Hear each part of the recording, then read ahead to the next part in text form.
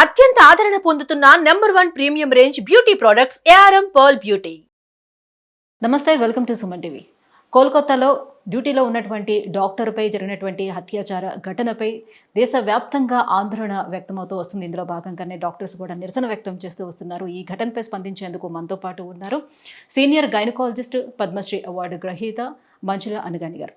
నమస్తే మేడం. నమస్తే అమ్మా. చాలా రోజుల నుంచి ఈ ఘటన పైన నిరసన వ్యక్తం అవుతూ వస్తుంది. ఆందోళన కూడా తీవ్రతరం అవుతూ వస్తుంది. ఎలా చూడొచ్చు అంటారు? ఒక డ్యూటీలో అంటే అంత పెద్ద హాస్పిటల్లో అంతమంది స్టాఫ్ ఉన్న దగ్గర, అంతమంది పేషెంట్స్ ఉన్న దగ్గర ఒక డాక్టర్పై ఇంత పెద్ద అత్యాచార ఘటన జరిగింది. సో ఎలా చూడొచ్చు దీన్ని? సో ఇది మనకి అంటే ఒక డాక్టర్ మీద అని మనం ఇప్పుడు, ఎందుకంటే she is a doctor we are talking, otherwise ఒక ఉమెన్ మీద జరిగిన అత్యాచారం గురించి తీసినా కూడా వాట్ ఎవర్ ఇట్ ఈస్, ఇంత ఫ్యూరోర్ రావడానికి కారణం ఎందుకు అంటే ఇట్ టచ్డ్ ఎవ్రీబడి. ఎందుకని అంటే ఒక అమ్మాయి ఒక డ్రీమ్స్ని తన చిన్నప్పటి నుంచి వాళ్ళ పేరెంట్స్ డ్రీము, తన డ్రీము, దేశానికి ఏదో చేయాలి, మనుషులకి ఏదో చేయాలి అనేది దీనికి she try to achieve her dreams. అదే తప్ప అసలు అమ్మాయిగా పుట్టడం తప్ప, అమ్మాయిగా ఈ దేశంలో ఉండటం తప్ప అది యూనివర్సల్ ఫినామినా మనకే ఎక్కువ అవుతుందా? ఈ రోజుల్లో మనం ఎక్కువ చూస్తున్నామా? ఈజ్ ఇట్ ఇంతకుముందు ఏమనే వాళ్ళం opportunity, is it a set of opportunity? రెగ్యులర్గా డ్యూటీలో చేసి టైం పాస్కి హాస్పిటల్కి వెళ్ళటం కాదు, డ్యూటీలో ఉండగా like you said surrounded by people, surrounded by patients, and then in the premises అవ్వటం అంటే అవతల వ్యక్తి ధైర్యమా? ఏ ధైర్యం? వాళ్ళ అప్బ్రింగింగా? దానివల్ల ఇదంతా మనకి జరిగేది. And the way it is done, ఒక మనిషిని మనిషిగా చూడలేని రోజు, ఉమనా లేక మ్యానా అని పక్కన పెడితే ద వే అసలు అది చీపురు పుల్లల్లాగా ఇరక్కొట్టడాలు, I mean what is it, what are we trying to do అంటే అది ఆ grotesque way it is done. There is lot of discussion which go around. ఇది కొత్తగా ఇప్పుడు జరుగుతున్నాయా? మనం ఆలోచించాల్సింది రెండుగా ఉంటుంది పాపం. ఒకటి, ఇంతకుముందు ఇది జరగలేదా? మనం కళ్ళు మూసుకుని ఏమీ జరగట్లేదు, మన సరౌండింగ్లో మన సంస్కృతి చాలా బాగుంది, మన దేశం అంత బెస్ట్ దేశం ఇంకోటి లేదు, ఎవ్రీడే చూస్తూనే ఉన్నాం ఇలాంటి. నేను house surgeons we're talking about 92లోనే డేస్ బేబీ రేప్ అవడం చూశాను. ఓన్లీ థింగ్ ఈజ్ ఇంత ఫ్యూరోర్ ఎందుకు అప్పుడు లేదు అంటే మనకి మీడియా ఎంత యాక్టివ్గా లేదు.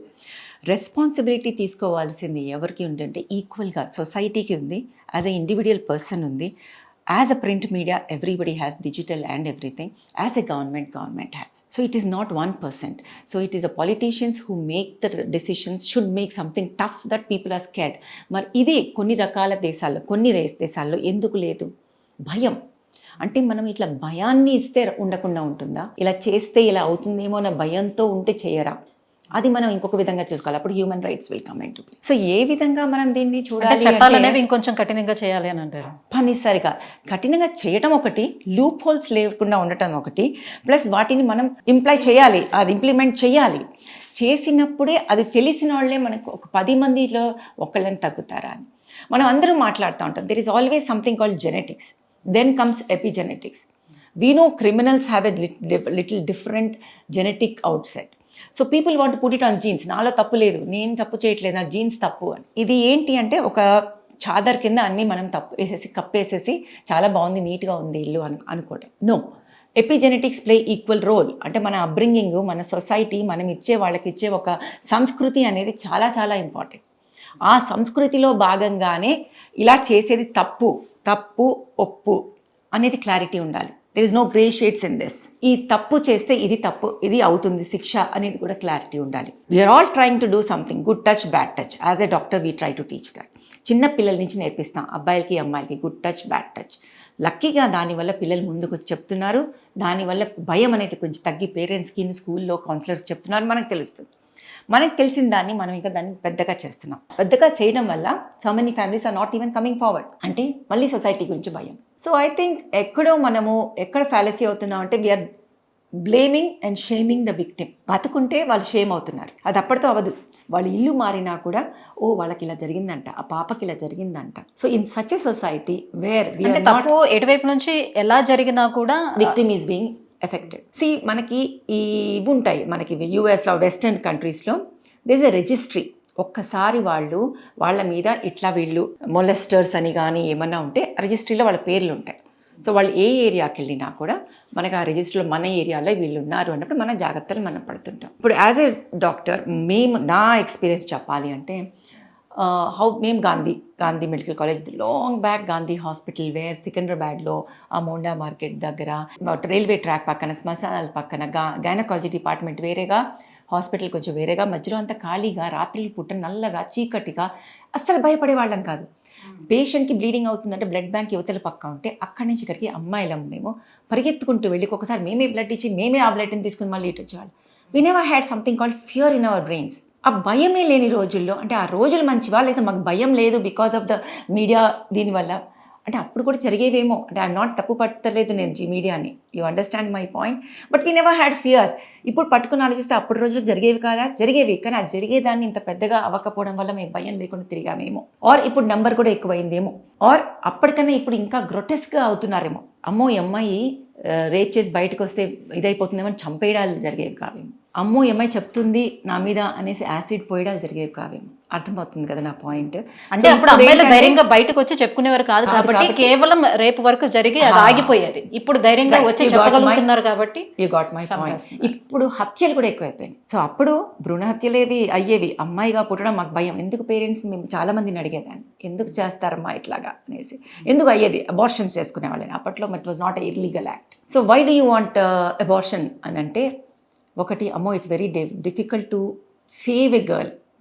అపార్ట్ ఫ్రమ్ అబ్బాయి ఆ నమ్మకాలు ఉన్నాయి, అబ్బాయి ఉంటే మేము ఏదో పైకి వెళ్తాము, అబ్బాయి ఉంటే మమ్మల్ని ఏదో ఉద్ధరిస్తారు, అమ్మాయి అంటే మాకు చాలా ఆస్తి నష్టము, అవన్నిటితో పాటు కాన్స్టెంట్గా వినిపించేది ఏంటి అంటే it is very difficult to save a girl in the house, in the schools, in the work place, even when you are surrounded by people just because you are a girl. అది ఇప్పుడున్న situation.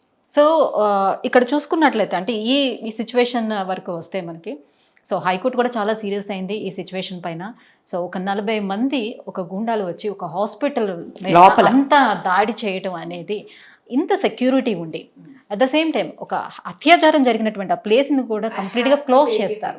Security ఉండేది తప్పు. హాస్పిటల్లో security గురించి మేము ఎప్పుడు fight చేస్తూనే ఉన్నాం as a doctor, as a thing.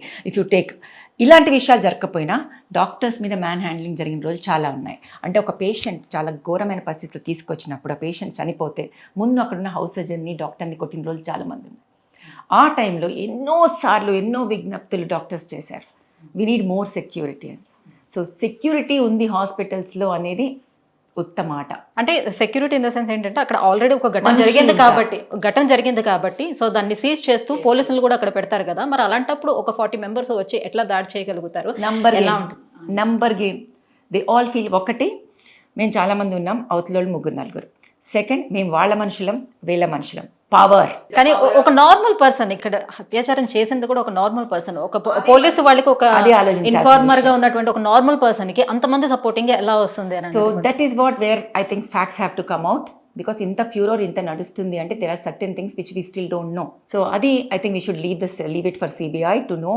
నిజంగా ఇది ఒక నార్మల్ పర్సన్ అయితే ఇంత సపోర్ట్ సిస్టమ్ ఎందుకు వచ్చింది, ఇంత సపోర్ట్ సిస్టమ్ చేస్తున్నారంటే వాళ్ళ అవగాహనలో తప్ప, అంటే వాళ్ళు అబ్బాయి అలా చేయలేదని నమ్ముతున్నారా, లేక నిజంగా అతను చేయలేదు కానీ he is accepting it for something else reason. నిజంగా ఏ మాత్రం మానవత్వం పక్కన పెట్టి కామన్ సెన్స్ ఉన్నోళ్ళు కూడా ఒకతను అంత దారుణమైన చేశారు అంటే ఎవరు సపోర్ట్కి రారు. ఇప్పుడు మామూలు మనుషులు ఇక్కడ ఎవరైనా ఒకళ్ళు మన పక్కింటి వాళ్ళు ఏం తప్పు చేస్తారంటేనే పక్కింటి వాళ్ళు వెళ్ళి సపోర్ట్ చేయరు. తప్పు చేస్తే we are talking about it. Yes వాళ్ళు మంచి చేసినా వాళ్ళని తప్పు పడుతున్నారంటే వెళ్ళి మాట్లాడచ్చు. తప్పు చేస్తే ఇంతమంది 40 మంది వచ్చి దాన్ని ధ్వంసం చేశారు అంటేనే అక్కడ ఎక్కడో ఏదో మనకు తెలియనిది ఉంది అని అర్థం చేసుకోవాలి. అది that is the job of a CBCID to find out. So I think we should allow them to do this thing and we are hoping that justice will prevail and we are hoping that వాళ్ళు సిన్సియర్గా వాళ్ళ ఇది చేస్తారు అని మనకు నిజాలు బయటకు వస్తాయని మనం హోప్ చేయాల్సిన టైం. రైట్. ఒక డాక్టర్ పైన జరిగినటువంటి ఈ ఘటన యాజ్ ఎ డాక్టర్గా మీరు ఏ రకంగా చూస్తారు, మీడియా ముఖంగా మీరు ఏం చెప్పదలుచుకుంటున్నారు? First thing is something which I have to tell as a doctor, as a women, as it is done and another women, this is something which can not be acceptable in any way and non-negotiable. The things whatever the government is going to come up with or whatever it is non-negotiable.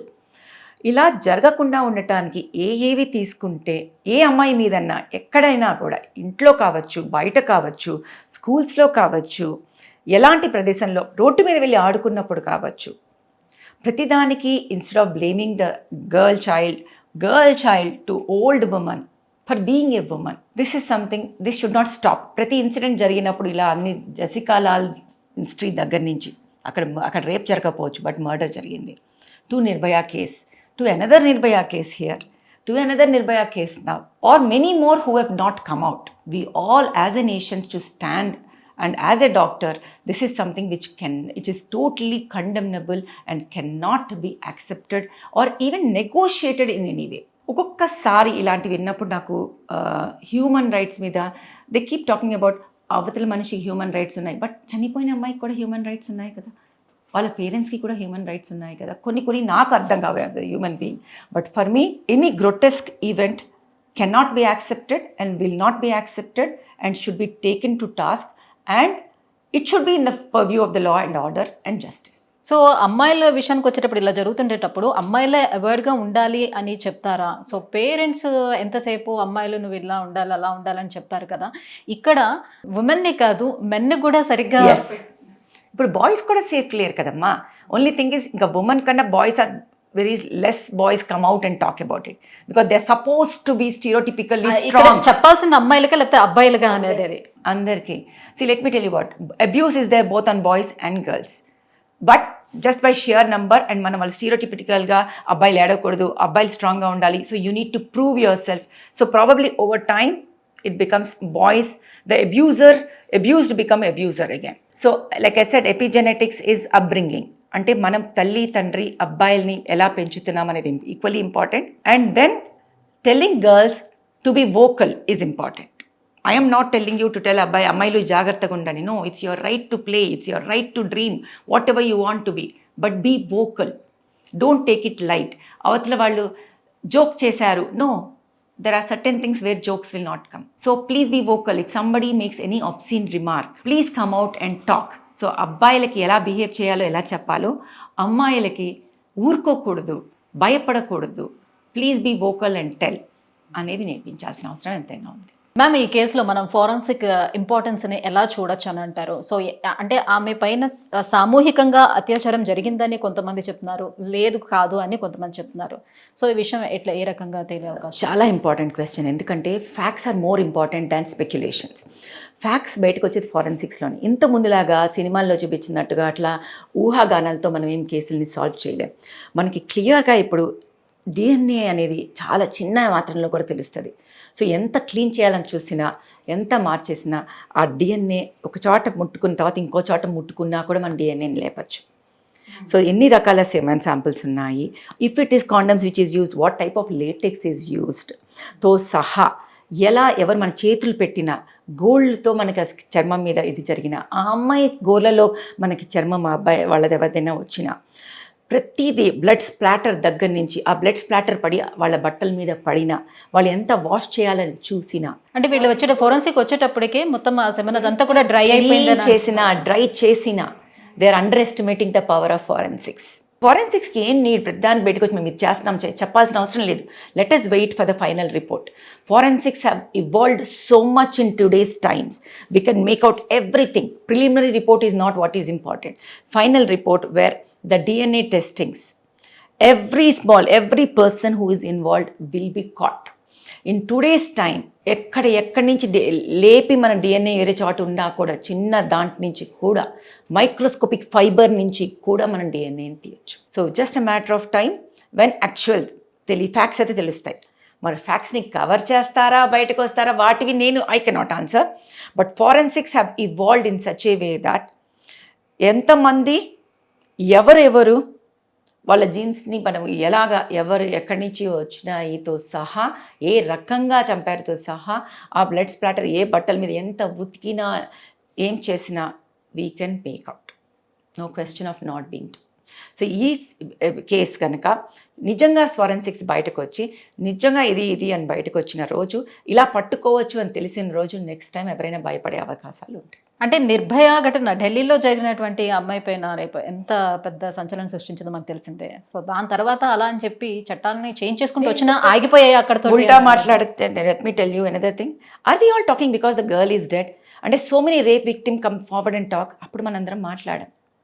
అప్పుడు మనందరూ ఆ అమ్మాయిని shame చేస్తారు తప్పితే, ఉల్టా అమ్మాయిని మీ two మూమెంట్లో బయటకు వచ్చిన వాళ్ళందరినీ ఆ అమ్మాయిని అంటారు తప్పితే, ఆ వాడిన వాళ్ళని ఇంకా మనం ఎంకరేజ్ చేస్తున్నాం, వాళ్ళని ఏమనట్లే. అంటే చచ్చిపోతేనే మనందరం మాట్లాడతామా, ఇది కూడా మనందరం ఆలోచించాల్సిన విషయం. పోనీ చచ్చిపోయినప్పుడైనా మనందరం మాట్లాడితే నిజంగా బతుకున్న వాళ్ళకి కొంచెం ధైర్యం వస్తుందని హోప్తో అన్నా మనందరం మాట్లాడాలి. But thank you so much ma'am. So ఈ ఘటనపై స్పందించినందుకు thank you so much. Thank you.